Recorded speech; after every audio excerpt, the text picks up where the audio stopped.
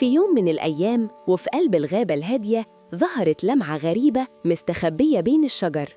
اللمعة كانت قوية لدرجة إنها شدت انتباه فوكسو الثعلب الصغير الفضولي، فوقف يبص ناحيتها وهو مش فاهم دي إيه.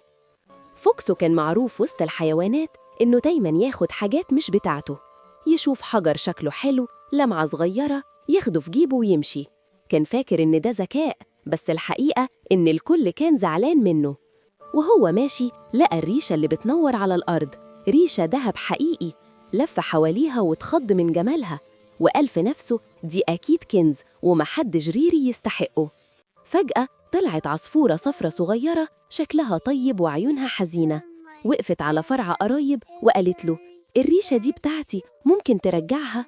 لكن فوكسو اتعند وقال لأ، لقيتها وهخليها. ما عداش وقت والحيوانات كلها اتجمعت حواليه. الدب العجوز قال له بهدوء يا فوكسو، اللي مش بتاعك مش هيفيدك، احنا كلنا عارفينك وعايزينك تبقى أحسن. فوكسو بص للريشة وفجأة نورها بدأ يختفي، الدهب بهت وبقت شكلها عادي خالص. قلبه وقع وخاف، حس ساعتها إن اللي عمله غلط، وبص للعصفورة وهو متلخبط. رجع لها الريشة بإيده والعصفورة طارت حواليه وقالت لما تعمل الصح وما تاخدش حاجة غيرك، ربنا هيبعت لك خير كتير يبسطك. وسابته ومشت، بس كلامها فضل في دماغه. وبعد كام يوم ناس طيبين بقوا يجوا للغابة كل يوم ويحطوا أكل للحيوانات.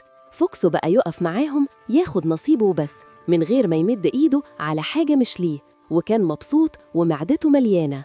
ومن يومها فوكسو اتغير، بطل ياخد اللي مش بتاعه وبقى عايش مرتاح وراضي. وفي كل مرة يشوف العصفورة يفكر نفسه إنه لما عمل الصح الخير بقى يجيله من كل حتة. أصحابي، ما تنسوش تعملوا لايك وسبسكرايب عشان يوصلكم كل جديد.